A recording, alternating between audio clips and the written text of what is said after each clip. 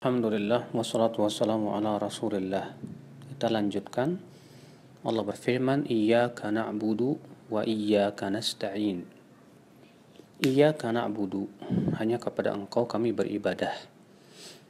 Ibadah secara bahasa dari kata ya'abada ya'budu, yang artinya tadallul wal khudu', itu merendahkan diri atau menghinakan diri dan tunduk. Maka disebut ibadah apabila itu terkandung padanya at-tadallul wal khudu', yang merendahkan diri kita di hadapan Allah Subhanahu wa taala dan ketundukan. Syekhul Islam menambahkan itu dan mahabbah, yaitu cinta. Sebab seseorang yang tidak terkandung padanya rasa cinta, maka tidak disebut dengan ibadah. Adapun ibadah secara istilah syariat, yaitu ibarah antara ibadah adalah secara istilah syariat itu ismun jami'un li kulli ma yuhibbuhu Allah wa yardah min al-aqwali wal af'al al-zahirah wal batinah. Itu nama yang mencakup semua yang Allah cintai dan ridhai, berupa perkataan ataupun perbuatan yang nampak maupun yang tidak nampak. Ini adalah ibadah. Ibadah itu adalah semua yang dicintai oleh Allah Subhanahu wa taala. Dari mana kita tahu bahwa itu sesuatu yang dicintai oleh Allah Subhanahu wa taala? Ya, jawabnya tentu kita mengetahui sesuatu itu dicintai oleh Allah Subhanahu wa taala dari Rasulullah SAW, dari Al-Quran dan hadis. Kita tidak boleh mengklaim sesuatu itu dicintai oleh Allah kecuali apabila telah ada dalil dari Al-Quran dan hadis.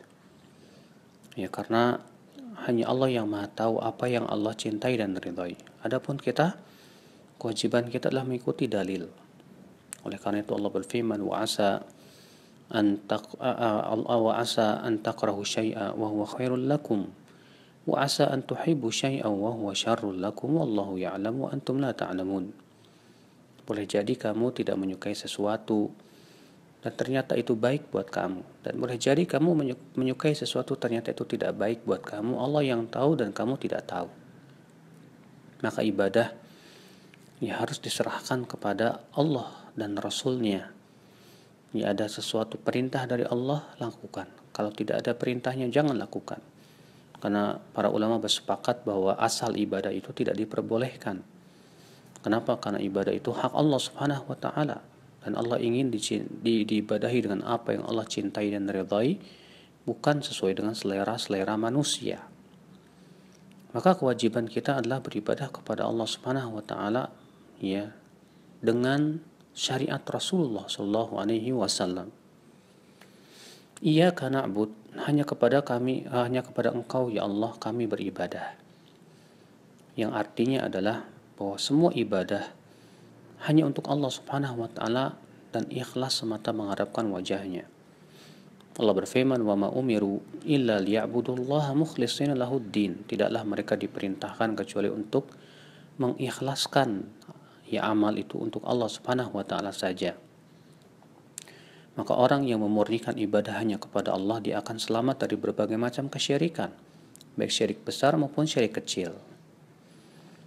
Lalu Allah berfirman, wa iyyaka nasta'in, dan hanya kepada Engkau kami meminta pertolongan. Kenapa Allah Subhanahu wa taala mengkhususkan isti'anah dari seluruh ibadah-ibadah? Karena jawabannya yang pertama bahwa ibadah itu berat, dan kita membutuhkan pertolongan dari Allah Subhanahu wa taala. Kalau bukan karena Allah yang menolong kita, kita tidak akan mampu untuk merealisasikan ibadah tersebut.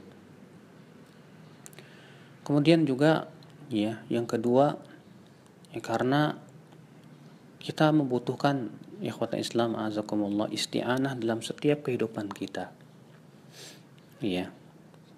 Kita butuh pertolongan Allah di dalam kehidupan dunia dan yang lainnya.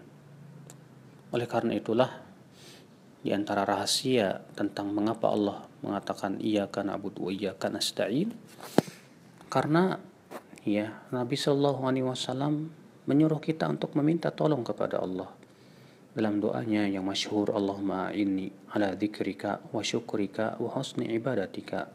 ya Allah tolong aku, bantu aku ya untuk selalu mengingatmu, mensyukuri nikmatmu dan memperbaiki ibadahku kepadamu. Maka orang yang senantiasa minta tolong kepada Allah dalam ibadah, Allah akan bantu ia untuk bisa dalam kekhusyuannya, dalam semangatnya dan yang lainnya. Dan orang yang senantiasa minta tolong kepada Allah dalam ibadah, dia tidak akan merasa dirinya lebih, dia tidak akan merasa dirinya telah melaksanakan ibadah dengan sebagaimana semestinya. Ya, karena semuanya adalah bantuan dari Allah Subhanahu wa taala, bukan karena kelebihan dirinya. Makanya orang yang merealisasikan iyyaka nasta'in akan selamat dari rasa ujub, bangga diri ya dengan kelebihan ibadah. Maka orang yang mengatakan iyyaka na'bud dan ia realisasikan, ia akan selamat dari kesyirikan.